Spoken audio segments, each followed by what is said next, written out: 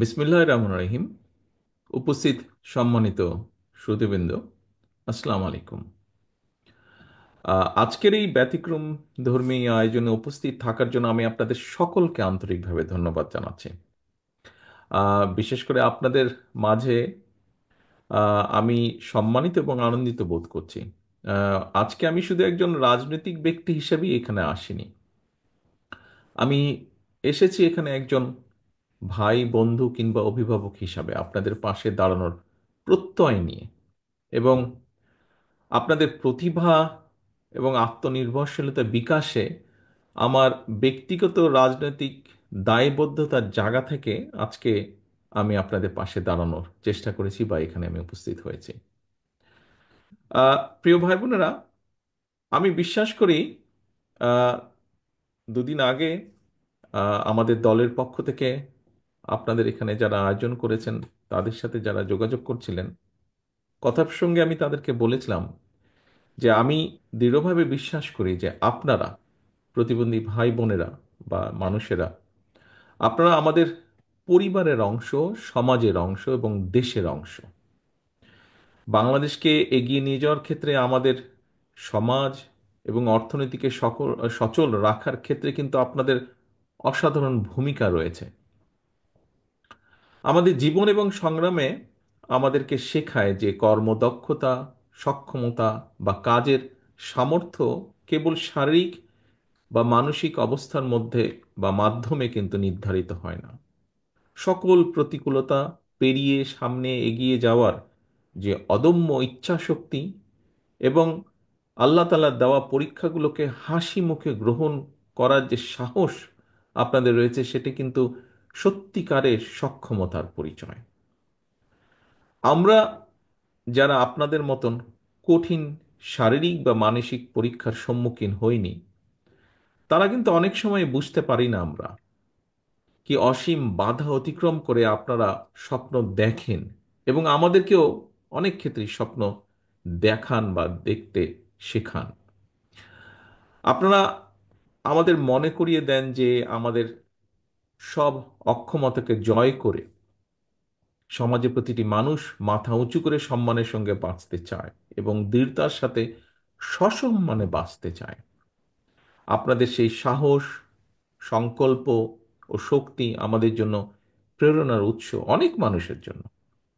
এটি আমাদের উদ্বুদ্ধ করে একটি সাম্য, মানবিক মর্যাদা এবং সামাজিক সুবিচারের ভিত্তিতে অন্তর্ভুক্তিমূলক একটা বৈষম্যহীন বাংলাদেশ গড়ে তোলার লক্ষ্যে কাজ চালিয়ে যেতে। উপস্থিত প্রিয় ভাই বোনেরা, উপস্থিত গার্জিয়ান বৃন্দ, আজকে আমি আপনাদের সামনে ছোট ছোট, খুব ছোট সংক্ষেপে ছোট ছোট কয়েকটি গল্প বলতে চাই, যারা সম্পূর্ণ ব্যক্তিগত প্রচেষ্টায় যাদের অর্জন, অর্জিত সাফল্য আমাদেরকে প্রেরণা যোগায়। প্রথম গল্পটা পটুয়াখালীর একজন 68 বছর বয়সের মানুষের, যিনি বাক প্রতিবন্ধী, কিন্তু বাক প্রতিবন্ধী হলেও ফ্রিল্যান্স আউটসোর্সিং এর গ্রাফিক ডিজাইনের কাজ করেছেন এবং তরুণদের সাথে পাল্লা দিয়ে বিদেশি ক্লায়েন্ট থেকে বৈদেশিক মুদ্রা উপার্জন করে পরিবারের পরিবারের প্রতি যে অর্থনৈতিক দায়িত্ব তা পালন করেছেন। এই মানুষটি সাফল্য প্রমাণ করে বয়স বা প্রতিবন্ধকতা কখনো জীবনের গতিপথ বাতলাতে পারে না বা বদলাতেও পারে না। দ্বিতীয় গল্পটি এক তরুণের, যার কোমর থেকে পা পর্যন্ত অবশ। শারীরিক প্রতিবন্ধকতা তাকে শিখিয়েছিল যে আমার পা নেই তো কি হয়েছে, আমার হাত আছে। তিনি নিজের পছন্দের শখের কাজ, কাঠের শিল্পকলা, বিভিন্ন জিনিস তৈরির মাধ্যমে নিজের প্রতিভা প্রকাশ করতে শুরু করেন। পা নেই তো কি হচ্ছে, হাত আছে, এবং হাতের নিপুণ কাজে তিনি অসাধারণ কাঠের পণ্য তৈরি করেন যা স্থানীয় বাজারে বিক্রি হয় এবং দেশ জুড়ে তার হাতের কাজের জুড়ি বিখ্যাত। প্রিয় ভাই বোনেরা, তৃতীয় গল্পটি মৌলভীবাজারের একজন দৃষ্টি প্রতিবন্ধী তরুণের, যিনি চা বাগানে এক শ্রমিকের সন্তান। চোখে আলো নেই, কিন্তু মনের আলোর শক্তিতে এসএসসি এবং এইচএসসি পরীক্ষায় জিপিএ 5 অর্জন করেছেন। তার এই যে সংগ্রামী মনোবল আমাদেরকে শিখিয়েছে ইচ্ছা শক্তি এবং মেধা কখনো শারীরিক সীমাবদ্ধতার কাছে হার মানে না। এরপরে চতুর্থ যে গল্পটি, এমন একজন মানুষের যার চলার শক্তি নেই, একমাত্র ডান হাতের বৃদ্ধা আঙ্গুলটি নাড়াতে পারেন। সেই আঙ্গুল দিয়ে তিনি কম্পিউটারের কাজ করেন। কুমিল্লার একটি ছোট্ট ঘরে বসে তিনি বেলজিয়ামের একটি প্রতিষ্ঠানের জন্য পণ্যের ক্যাটালগ ডিজাইন করেন। একক প্রচেষ্টায় মানুষটি নিশ্চিত করে চলেছেন অর্থনৈতিক মুক্তি এবং সামাজিক অগ্রযাত্রা। এই যে চারজন ব্যক্তি আমাদেরকে দেখিয়েছেন যে প্রকৃত সক্ষমতা শরীর দিয়ে নয়, মনের জোর, ইচ্ছা শক্তি এবং কঠোর পরিশ্রম দিয়ে মাপা হয়। তাদের গল্প আমাদেরকে শিখিয়েছে বাধা শুধু একটি শব্দ, যা চেষ্টার মাধ্যমে জয় করা সম্ভব। আমাদের দায়িত্ব তাদের লড়াইকে সম্মান জানানো, তাদের পাশে দাঁড়ানো। আমরা এমন একটি বাংলাদেশ গড়তে চাই বা গড়ার পরিকল্পনা করি, যেখানে প্রতিটি মানুষ তার সীমাবদ্ধতাকে জয় করে নিজের স্বপ্ন পূরণের সুযোগ পাবেন। শারীরিক চ্যালেঞ্জ মোকাবেলা করেও যারা নিজ উদ্যোগে অর্থনীতিতে অবদান রাখছেন, তাদের বিজয়ের গল্প আমাদের আলোর পথ দেখায়। আমি একজন রাজনৈতিক কর্মী হিসাবে আপনাদেরকে প্রতিশ্রুতি দিতে চাই, আগামীর বাংলাদেশে শারীরিক প্রতি সীমাবদ্ধতার কারণে যেন কাউকে বৈষম্যের শিকার না হতে হয়, পিছিয়ে না রাখে। সেই বহুমুখ সেই বহুমুখী উদ্যোগ নিয়ে জীবন যুদ্ধে বিজয়ের অজস্র প্রেরণাদায়ী গল্প সৃষ্টি করা হবে। একসাথে কাজ করে আমরা একটি সমাজ গড়ে তুলতে চাই, গড়ে তোলার পরিকল্পনা করি, ইচ্ছা রাখি, প্রত্যাশা রেখে, যেখানে প্রতিটি মানুষ তার পূর্ণ সম্ভাবনায় পৌঁছতে পারবে ইনশাল্লাহ। প্রিয় ভাই বোনেরা, গত 16 বছর ধরে আমরা এমন একটি বাংলাদেশে বসবাস করেছি যেখানে আমাদের প্রাপ্য নাগরিক অধিকার বা স্বাধীনতা একে একে কেড়ে নেওয়া হয়েছে। সমাজের প্রতিটি শ্রেণী ও পেশার মানুষ রাষ্ট্রীয় সহায়তা থেকে হয়েছেন বঞ্চিত, এবং আপনারাও তার ব্যতিক্রম নন। এর ফলে আপনাদের জীবনের মান উন্নয়ন প্রয়োজনীয় পদক্ষেপ গ্রহণ করা হয়নি, যা ব্যক্তিগতভাবে আমি অনুভব করি। আমি আপনাদের এতটুকু বলতে চাই, আমি এবং আমার দল, একটু আগে মহাসচিব সাহেব ওনার বক্তব্যে উল্লেখ করেছেন, বাংলাদেশ জাতীয়তাবাদী দল বিএনপি জনগণের সমর্থনে রাষ্ট্র পরিচালনার দায়িত্ব পেলে আমাদের সর্বোচ্চ চেষ্টা থাকবে, আমরা সবসময় আপনাদের পাশে থাকব। আমি বিশ্বাস করি আমি বিশ্বাস করি আপনারা কেউ প্রতিবন্ধী নন, বরং আপনারা সকলে বিশেষভাবে সক্ষম নাগরিক। আপনাদের প্রত্যেকের রয়েছে অসীম সক্ষমতা। নির্বাচিত বিএনপি সরকার নিশ্চিত করার চেষ্টা করবে অবশ্যই দেশের অন্যান্য সকল নাগরিকের মতন আপনাদের নাগরিক অধিকার ও সুযোগ সুবিধা সঠিকভাবে এবং সমানভাবে পৌঁছে দেওয়ার। আপনাদের চিকিৎসা, শিক্ষার সুযোগ, চাকরির ক্ষেত্রে সমান সুযোগ এবং দেশের প্রতিটি স্থাপনা ও যাতায়াত ব্যবস্থাকে আপনাদের জন্য অ্যাক্সেসেবল করে গড়ে তোলার সর্বোচ্চ চেষ্টা আমাদের থাকবে। আজকে আপনাদের এখানে যারা বক্তব্য রেখেছেন, তার থেকে আমি উপলব্ধি করছি যে আমাদের হয়তো মনে হয় বাংলাদেশের, আমাদের মানে আমার যেটা মনে হয়েছে আপনাদের যারা বক্তব্য রেখেছেন সকলের কথা থেকে, আমাদের এই মুহূর্তে বাংলাদেশে অনেক কিছুই এখনো আপনাদের জন্য ফেয়ার নয়। অনেক জায়গায় আপনাদের অ্যাক্সেস দেওয়া হয় না, প্রয়োজনীয় সুযোগ সুবিধা থেকে বঞ্চিত করা হচ্ছে, এবং হয়তো উপেক্ষিত হন আপনারা অনেক ক্ষেত্রে। আপনাদের এই অনুভূতিগুলিকে আমি গভীর শ্রদ্ধা ভরে স্মরণ করছি, এবং এগুলো সমাধানে আমরা আমি আমরা আমাদের দলের থেকে অঙ্গীকারবদ্ধ। নতুন আইন প্রণয়ন, বিদ্যমান আইনের সঠিক বাস্তবায়ন, বরাদ্দকৃত অর্থের পরিমাণ বৃদ্ধি কিংবা সেই অর্থের সুষম বন্টন, যেভাবেই হোক আমাদের চেষ্টা থাকবে আপনাদের অধিকার ও সুযোগগুলোকে নিশ্চিত করার। আমাদের লক্ষ্য, আগেই বলেছি, এমন একটি বাংলাদেশ গড়ে তোলা যেখানে প্রত্যেকের জন্য সমান ন্যায্যতা এবং একটি ফেয়ার শেয়ার নিশ্চিত করা। এবং সেই লক্ষ্যেই কিন্তু আমাদের সাথে আপনাদের আজকের এই মত বিনিময় অনুষ্ঠান। আমাদের প্রতিশ্রুতি হলো বিশেষ চাহিদা সম্পন্ন ব্যক্তিদের জীবনের মানোন্নয়নে দৃঢ় পদক্ষেপ গ্রহণ করা, যার ভিত্তি হবে অর্থনৈতিক স্বাবলম্বিতা, সামাজিক সক্ষমতা এবং মানবিক মর্যাদা নিশ্চিত করা। আমরা একটি স্বতন্ত্র, যেটি আমাদের চিন্তার মধ্যে আছে, একটি স্বতন্ত্র অধিদপ্তর প্রতিষ্ঠা করার উদ্যোগ নেওয়া, যা যা প্রতিবন্ধী ব্যক্তিদের, প্রতিবন্ধী ভাইদের, বোনদের জন্য সুনির্দিষ্ট কার্যক্রম পরিচালনার পাশাপাশি বিভিন্ন মন্ত্রণালয় বা বিভাগের কার্যক্রম সমন্বয় করবে। এখানে বেশ দু একজন বক্তা উল্লেখ করেছেন, প্রসঙ্গক্রমে আমিও বলতে চাই যে আপনাদের অনেকেরই হয়তো জানা আছে যে 2001 সালে তৎকালীন বিএনপি সরকার, দেশনেত্রী খালেদা জিয়ার সরকার, বাংলাদেশে রাষ্ট্রীয়ভাবে প্রতিবন্ধীদের ভাতা প্রদান শুরু করেন। যদিও পরবর্তী সেই সরকার সেই ভাতাকে দ্রব্যমূল্যের ঊর্ধ্বগতির সাথে সামঞ্জস্য না রেখে শুধুমাত্র তাদের দলীয় কর্মীদের মাঝেই বিতরণ করে লুটপাট করে নিয়েছে। অর্থনৈতিক বাস্তবতার সাথে সামঞ্জস্য রেখে আমরা প্রতিবন্ধী ব্যক্তিদের বা ভাই বোনদের জন্য ভাতার পরিমাণ বাড়িয়ে, যার একটি দাবি এখান থেকে এসছে, বাড়িয়ে তা ন্যায্যভাবে পুনর্নির্ধারণ করতে চাই আমাদের পরিকল্পনার ভেতরে।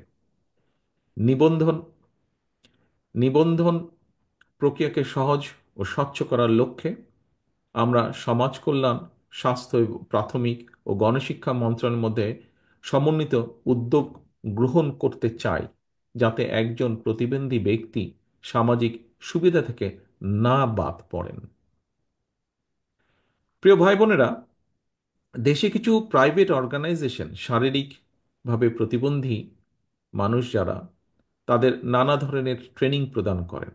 তবে এই ট্রেনিং শেষে চাকরির ব্যবস্থা করতে গিয়ে এই মানুষগুলোকে হিমশিম খেতে হয়, এবং সে কারণে এই সমস্যার সমাধানে আমরা কিছু উদ্যোগ গ্রহণ করতে চাই, যাতে দেশের বড় বড় বড় বড় ব্যবসা প্রতিষ্ঠানগুলো একটি নির্দিষ্ট শতাংশ শারীরিকভাবে চ্যালেঞ্জ ব্যক্তিদের নিয়োগ করতে উৎসাহিত হয়।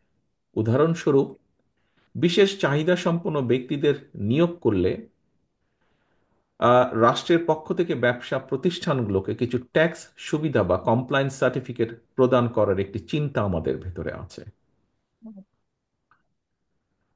সুবর্ণ নাগরিক কার্ড নামে যে তথাকথিত একটা কার্ড রয়েছে, এটিকে গতিশীল করে আমরা এর আওতায় স্বাস্থ্য বীমা, শিক্ষা, বৃত্তি, পরিবহন ডিসকাউন্ট সহ অন্যান্য সামাজিক সুবিধা প্রদান করতে চাই, এরকম একটি চিন্তাও রয়েছে আমাদের মধ্যে। বিশেষ চাহিদা সম্পন্ন ব্যক্তিরা যাতে অর্থনৈতিকভাবে, যার যেই বিষয়টি আপনাদের অনেকের বক্তব্য থেকে তুলে নিয়ে এসেছেন আপনারা, এবং আমিও দৃঢ়ভাবে যেটি বিশ্বাস করি, যে এই মানুষগুলো যাতে অর্থনৈতিকভাবে স্বাবলম্বী হতে পারেন, আমরা তার জন্য বাস্তবসম্মত ভোকেশনাল এবং টেকনিক্যাল ট্রেনিংয়ের ব্যবস্থার পরিকল্পনা আমরা রেখেছি আমাদের চিন্তাভাবনার মধ্যে। বিশেষত আউটসোর্সিং, ডাটা প্রসেসিং, ফ্রিল্যান্সিং এর ক্ষেত্রে বিশেষ চাহিদা সম্পন্ন মেধাবী তরুণ তরুণীদের জন্য সুনির্দিষ্ট কারিগরি এবং কাঠামোগত সুবিধা প্রদানের পাশাপাশি ট্যাক্স ওয়েভার এবং ওয়ার্ক স্টেশন সৃষ্টির সুযোগ কার্যকরভাবে আমাদের বিবেচনায় রয়েছে। অন্যান্য ক্ষেত্রেও উদ্যমী এবং সফল প্রতিবন্ধী ব্যক্তিদের জন্য সহজ শর্তে বিশেষ ঋণ সুবিধা প্রদান করে উদ্যোক্তা সৃষ্টির একটি প্র- আহ, পরিকল্পনাও আছে আমাদের এখানে। প্রায় কথাই প্রায় ব্যক্তি যারা বক্তব্য রেখেছেন একটি কথা সকলেই বিশেষভাবে উল্লেখ করেছেন, আমিও আমাদের চিন্তার মধ্যেও সেটি আছে। আমরা সেটি হচ্ছে গণপরিবহন। আমরা গণপরিবহন এবং বিভিন্ন সরকারি বেসরকারি স্থাপনাকে প্রতিবন্ধী ব্যক্তিদের জন্য উপযোগী করে গড়ে তোলার লক্ষ্যে একটি সমন্বিত পরিকল্পনা গ্রহণ করতে চাই। পাশাপাশি সরকারি চাকরিতে এই সকল মানুষেরাদের জন্য একটি নির্দিষ্ট অংশীদারিত্ব নিশ্চিত করার একটি পরিকল্পনাও আছে আমাদের ভেতরে। প্রিয় ভাই বোনেরা,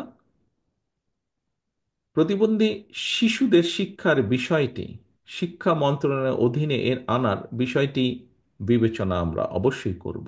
যার কথাটি এখানে, যেই বিষয়টি এখানেও বোধহয় কয়েকজনের বক্তব্যে উঠে এসেছে, বিশেষ করে তাদের স্বাস্থ্য সেবা বিদ্যমান স্বাস্থ্য ব্যবস্থার মধ্যে অন্তর্ভুক্ত করার জন্য কাজ করতে আমরা চাই।